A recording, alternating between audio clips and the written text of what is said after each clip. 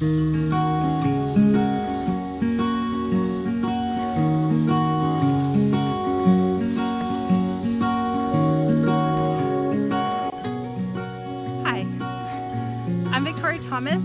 and this is our farm. Thanks for joining me on our first ever farm tour. As you know, me and my husband, we purchased this farm about a month and a half ago, and we are documenting our journey of building a regenerative farm. And I've taken you to our back pasture in this video. To me, it's probably the most magical place on our farm. I don't know what it is about being back here, but it's just captivating. It's also the place where my husband fell in love with this farm.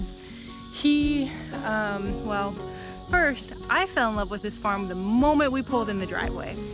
Hands down, I was done. This is the place, we have to get it. And he, as the responsible adult, was like, hold on, we got some things to check into. We haven't even seen the property. And I was like, nope, this is it, I know it. So when we finally got a chance to walk the property together, when we came walking up through the tractor trail and we stepped back here, it was done deal for him. He just loved it. And I really hope this video captures the beauty of it, and then I can kind of talk to you about what we want to do back here. So let's see if I can do that. This is the back pasture, and we absolutely love it back here.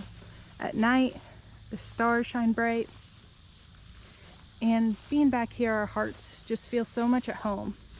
They feel at home everywhere on the farm, but back here, we just can't get over it. So our plans back here are to, of course, incorporate rotational grazing with animals, and I would like to turn back here into an orchard.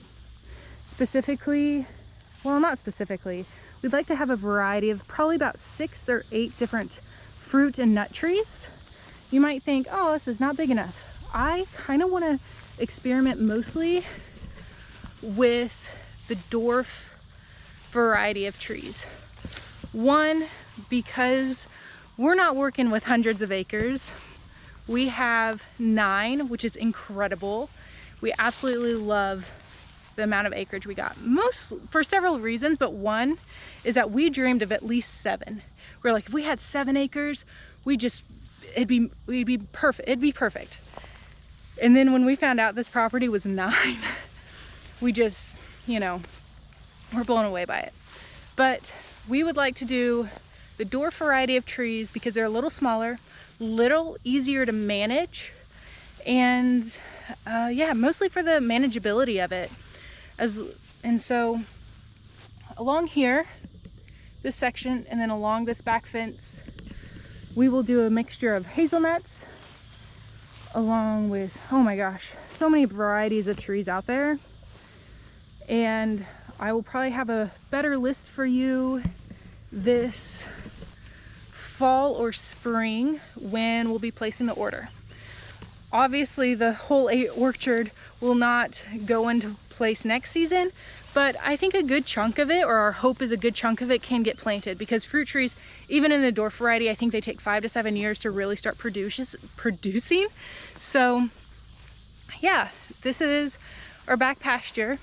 I do, like I said, want to still incorporate rotational grazing, as well as we will probably add another swale back here because it does slope. I believe the video shows it pretty well right now. It slopes down, and we'd love to be able to catch all that rainwater that flows down, and that way it helps irrigation during the heat of the summer.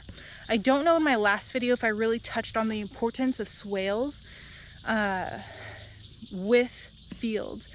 What it does when that rain comes rushing down, it will fall into the swale's trench, which is covered with mulch. It will then soak down into the ground and then out further down the hill, but underground. So it'll help with irrigating from underneath, as well as catching that and keeping that soil alive and happy. And also with our farm, it's going to be a regenerative farm, and I plan on putting as many native plants back here as possible. And those native roots travel down so far down that the swale will just do nothing but enhance them. So that's kind of a look at our back pasture, and I'm going to give you a slight look at the other section of our farm that right now you really can't see.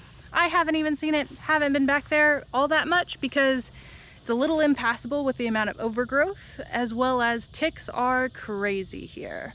So as you see is a forest. We believe our forest is about 3 to 4 acres. My husband and I have cut a small path to go down amongst some of the cedar trees that we have, and we carved out a really pretty section, but that's for another time. This forest, as you see, is very overgrown.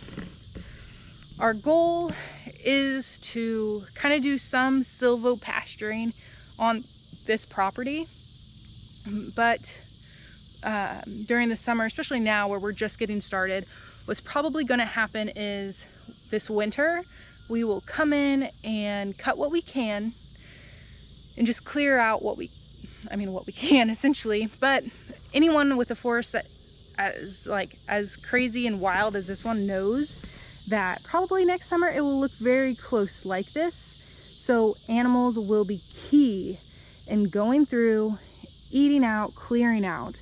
And so what we'll probably work on is integrating animals into the system to help us clear the forest, which, as I said in my last video, we probably won't get our own cow herd going for at least 2 years. Now that can definitely change with time, but as I'll explain in another video, like, we have a loosely precise plan about how we would like it to go, even though life will throw you curveballs and it will get thrown off the plan. So here's our back pasture. I hope you've enjoyed this farm tour as much as I have. It's really exciting to be able to share the big ideas, some of the big ideas that I have, and I hope you keep watching. Thanks so much for joining me. Bye.